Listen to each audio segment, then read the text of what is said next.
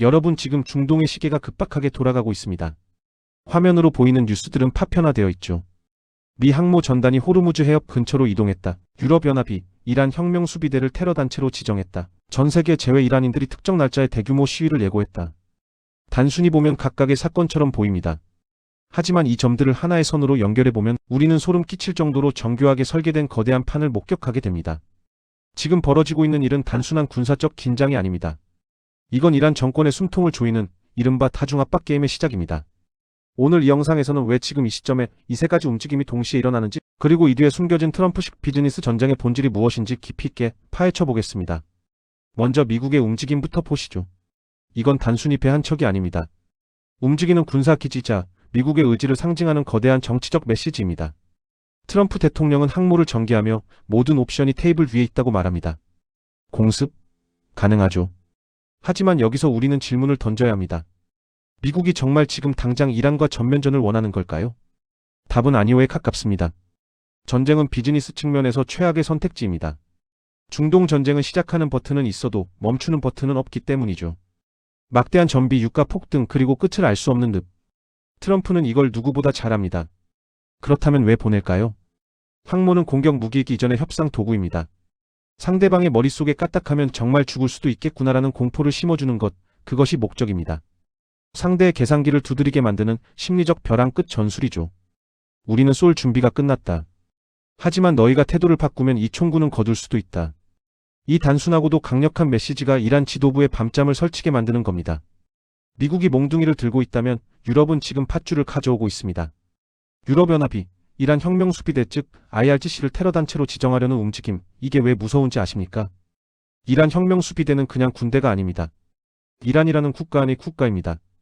이란 경제의 30% 이상을 장악하고 있고 건설, 통신, 에너지, 금융까지 이들의 손이 닿지 않는 곳이 없습니다.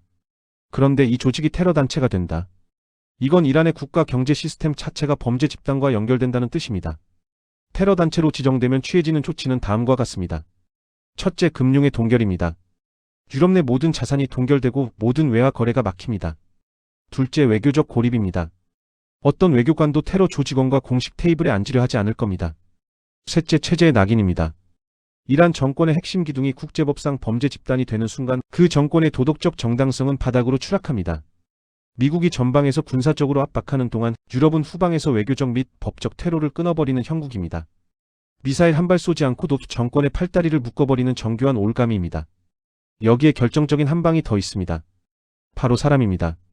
오는 2월 14일 전 세계에 흩어진 이란인들, 디아스포라가 대규모 행동을 예고했습니다.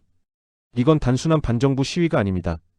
정권에게 있어 가장 아픈 곳은 너희는 더 이상 우리 국민을 대표하지 않는다는 외침입니다. 밖에서는 미군과 유럽이 조여오는데 안쪽과 연결된 해외 자국민들이 정권의 간판을 내리라고 요구하는 상황. 정권의 정당성이 뿌리째 흔들리는 겁니다. 외부의 적과는 싸울 수 있어도 내부의 분노와 싸우는 건 불가능에 가깝습니다. 이 세 가지 축, 즉 군사적 위협, 외교적 고립, 민중의 분노가 삼각형을 이루어 이란 정권을 그 한복판에 가둬버린 것이 지금의 형국입니다. 자, 여기서 우리는 이 판을 설계한 장사꾼 트럼프의 머릿속을 더 깊게 들여다봐야 합니다. 흔히들 트럼프가 이란 정권을 당장이라도 무너뜨릴 것처럼 말하니 정말 정권 교체, 레짐 체인지가 목적이라고 생각하기 쉽습니다. 하지만 트럼프는 철저한 실리주의자이자 손익계산의 밝은 비즈니스맨입니다. 트럼프에게 정권 붕괴라는 카드는 보기엔 화끈하지만 사실 가성비가 최악인 선택지입니다. 왜일까요? 이란이라는 나라는 중동에서 인구 9천만에 달하는 거대한 축입니다. 이 정권이 하루아침에 무너지면 어떤 일이 벌어질까요? 이라크나 리비아에서 보았듯 통제불능의 권력 공백이 생깁니다. 그 틈을 타서 제2, 제3의 ISIS 같은 극단주의 세력이 독버섯처럼 피어날 것이고 전 세계는 수천만 명의 난민 문제와 마주하게 될 겁니다. 트럼프 입장에선 남의 나라 민주화시켜주려다 자기 앞마당인 미국 경제가 유가 폭등과 전쟁 비용으로 박살나는 걸 원치 않는 거죠. 여기에 결정적인 리스크가 하나 더 있습니다. 바로 궁지에 몰린 쥐의 반격입니다. 정권이 정말 끝장날 것 같다는 공포를 느끼며 이란은 마지막 카드로 핵무기 개발 가속화나 호르무즈 해협 봉쇄 같은 극단적인 선택을 할 수 있습니다. 이건 트럼프에게도 감당하기 힘든 도박입니다. 그래서 트럼프의 진짜 목적지는 붕괴가 아니라 정상적인 복종입니다. 정권은 유지시켜주되 이빨과 손톱을 다 뽑아버리는 겁니다. 핵 프로그램은 영구히 폐기하고 중동 곳곳에 뻗어있는 혁명수비대의 영향력을 차단하며 결국 미국이 내미는 계약서에 도장을 찍게 만드는 것. 즉, 내가 너희를 죽이지 않을 테니 대신 나의 규칙대로 살아라라는 메시지입니다. 전쟁 한 번 없이 중동의 패권을 채편하는 것, 이것이 트럼프가 노리는 세계의 거래이자 가장 남는 장사입니다. 그렇다면 이 거대한 그물에 갇힌 이란 지도부, 하메네이와 그 핵심 세력들은 지금 어떤 대화를 나누고 있을까요? 그들의 최우선 목표는 명확합니다. 무조건적인 생존입니다. 하지만 지금 그들 앞에 놓인 선택지들은 하나같이 독이 든 성배와 같습니다. 첫 번째, 강경 대응이라는 벼랑 끝 전술입니다. 미사일 시험 발사를 하고 미국 항모를 향해 위협적인 메시지를 던지는 거죠. 이건 이란 정권이 전통적으로 내부 결속을 다질 때 쓰던 방식입니다. 보라, 우리가 저 거대한 제국주의에 맞서고 있다 라며 애국심을 자극하는 겁니다. 하지만 지금은 상황이 다릅니다. 예전엔 말로 끝났을지 몰라도 지금은 상대가 언제든 방아쇠를 당길 준비가 된 트럼프입니다. 자칫 한 발만 잘못 내디디면 정권의 심장부가 타격받을 수 있다는 공포가 그들을 짓누르고 있습니다.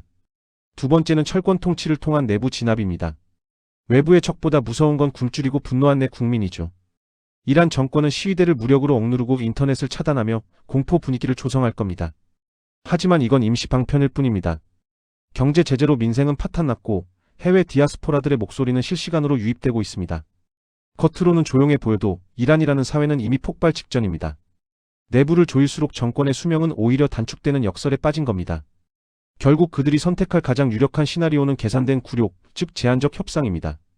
대외적으로는 여전히 강한 척 큰 소리를 치겠지만 보이지 않는 곳에서는 제3국을 통해 미국에 끊임없이 신호를 보낼 겁니다.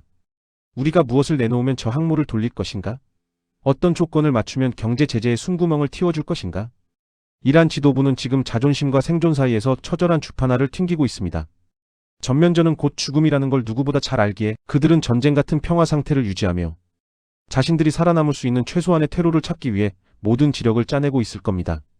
말은 전쟁을 외치지만 행동은 철저히 관리에 치중하는 이유가 바로 여기에 있습니다. 정리해보겠습니다. 지금 중동에서 벌어지는 일은 전쟁이 나느냐 마느냐의 단순한 이분법으로 볼 문제가 아닙니다. 지금은 정권 심리전의 정점입니다. 군사, 외교, 정치가 하나로 뭉쳐 이란 지도부의 계산기를 고장내고 있습니다. 총성은 아직 들리지 않지만 전장은 이미 열렸습니다. 그 전장은 바로 지도자의 머릿속입니다. 누가 더 오래 버티느냐, 누가 더 정교하게 상대의 공포를 자극하느냐의 게임입니다. 과연 이란은 이 촘촘한 그물을 뚫고 생존할 수 있을까요? 아니면 트럼프의 계산대로 무릎을 꿇게 될까요? 우리는 지금 현대사에서 가장 정교한 무혈 전쟁의 한복판을 지나고 있습니다.